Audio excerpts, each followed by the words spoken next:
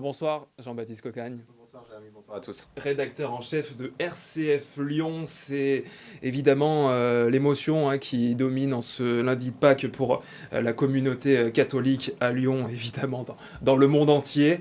Vous avez pu échanger, j'imagine, avec des fidèles depuis ce matin. Qu'est-ce qu'ils vous disent? Qu'est-ce qui ressort à la suite de la mort du pape François? Alors déjà, c'est une nouvelle à laquelle la communauté catholique se préparait depuis quelques semaines avec l'hospitalisation du pape François. Mais forcément, l'Église perd son souverain pontife, perd un peu son père spirituel en quelque sorte. C'est une grande figure, le pape. Et donc effectivement, comme vous l'avez dit, c'est l'émotion qui domine aujourd'hui. On se souvient du pape François comme quelqu'un de très proche. Il y a une forme de proximité. C'était un pasteur, comme on aime à dire dans l'Église catholique. Issu d'un milieu populaire. Issu d'un milieu populaire. Et puis c'était un pape qu'on était allé chercher à l'autre bout du monde, comme il disait lui-même. Il parlait très souvent du fait de prier pour lui. Donc il y avait vraiment une connexion directe. Il a un peu désacralisé la fonction, ce pape François. Et c'est ce qui reste. Voilà, une grande proximité spirituelle. On perd presque quelqu'un de la famille aujourd'hui. Premier pape non européen également. Ça a été souligné lorsqu'il a été nommé à ce poste de suprême le pontife. Il y a des événements particuliers là qui vont émailler à Lyon. Il y a une messe qui est prévue déjà en l'honneur du pape demain soir, c'est bien ça? Alors il y a déjà une veillée de prière ce soir à Fourvière. Donc des fidèles vont se recueillir pendant une partie de la nuit pour prier pour le pape François. Et puis effectivement, demain soir à 18h en la primatiale Saint-Jean-Baptiste à la cathédrale, il y aura une messe présidée par l'archevêque de Lyon, Monseigneur de Germay, à la mémoire du pape François.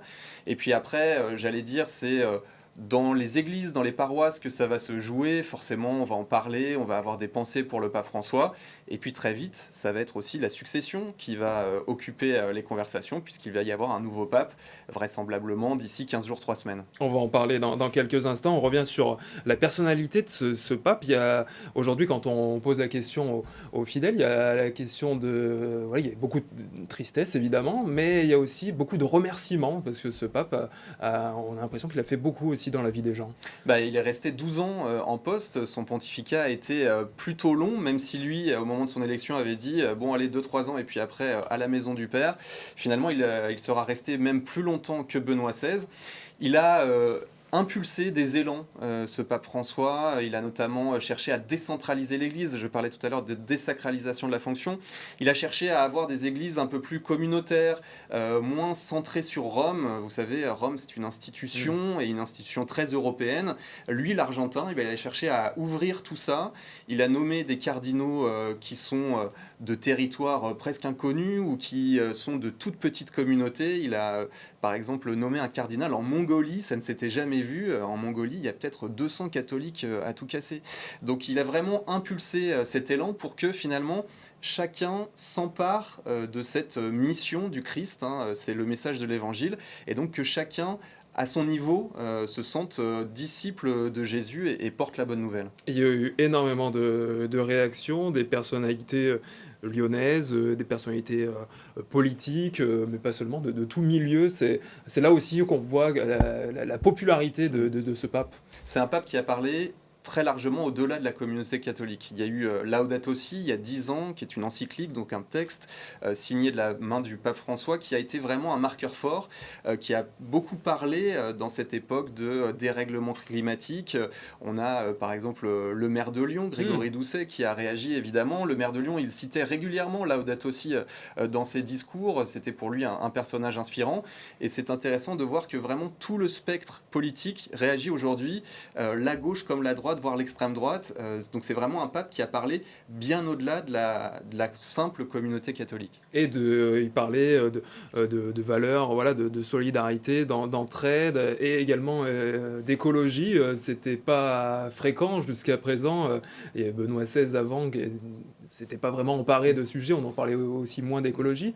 Ça a été aussi une vraie révolution. Ça a été un vrai marqueur parce qu'en plus, il faut se souvenir que cette encyclique, Laudato Si, elle est sortie juste avant les accords de Paris sur le climat, donc il y avait vraiment un tempo aussi. Oui, c'est un peu politique aussi. Voilà, ça a beaucoup marqué les esprits. Il faut souligner aussi que la communauté orthodoxe, donc d'autres chrétiens, en fait, sont assez en pointe sur le sujet, et le pape a eu aussi le souci de ce dialogue écuménique, de ce dialogue entre chrétiens, et notamment autour de de l'écologie. Donc il a vraiment poussé les curseurs assez loin, et c'est vrai que c'est pour ça qu'il a marqué, et je pense qu'il y a une sorte de pivot, quelque chose qui s'est enclenché avec le pape François à ce niveau-là. Alors, le pape François n'est jamais venu à Lyon en visite. Malgré tout, est-ce qu'il a eu une influence là voilà, parmi la communauté catholique à Lyon? Alors, je ne sais pas si il a eu une influence. Forcément, le pape marque une génération, surtout là qu'il est resté 12 ans. Donc, il y a forcément des gens qui ont grandi avec le pape François comme figure de l'Église.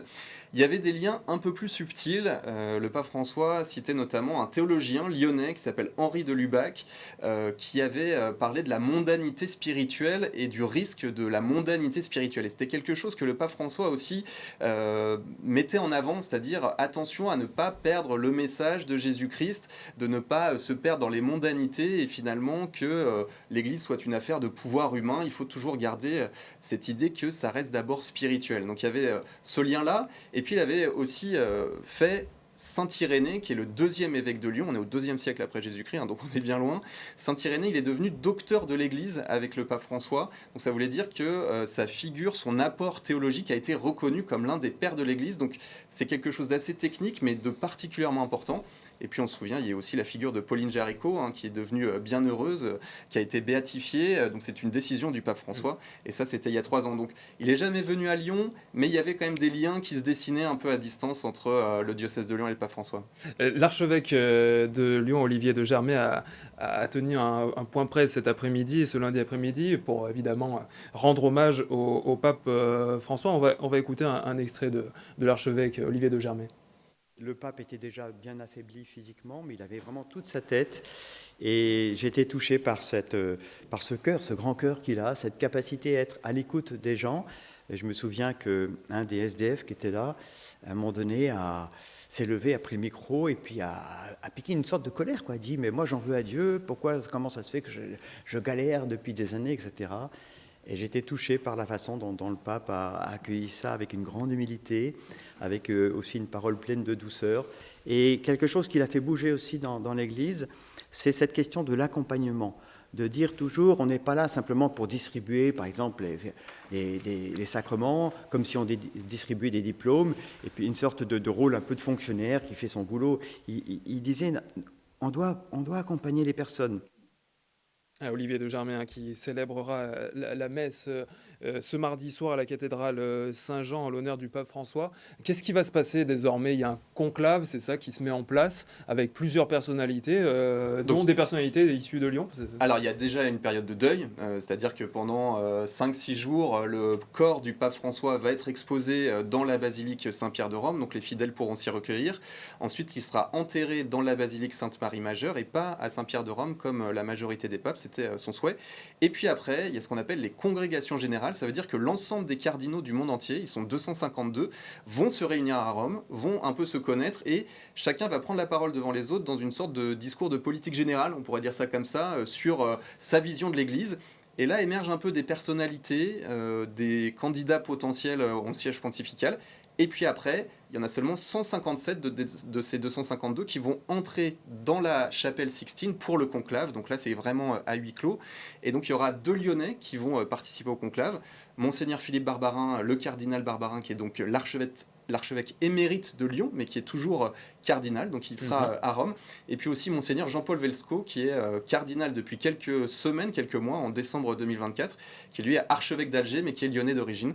Donc il y aura 2 Lyonnais au conclave pour élire le prochain pape. Eux seront dans enfermés comme dans la chapelle Sixtine. Dans la chapelle. Eux feront partie des combien du coup 157 157 donc ils peuvent être élus techniquement. Après je sais pas, il y a sans doute peu de chance, mais ils feront partie des cardinaux français. Je crois qu'ils sont 5 ou 6 à participer au conclave, donc d'ici 15 jours, 15 à 20 jours, ce conclave-là. Et on le rappelle, donc cette messe à l'intention du pape François qui sera célébrée par Monseigneur Olivier de Germay ce mardi soir à la cathédrale Saint-Jean. Merci Jean-Baptiste Cocagne d'avoir été avec nous pour parler du décès du pape François à l'âge de 88 ans, c'était ce lundi.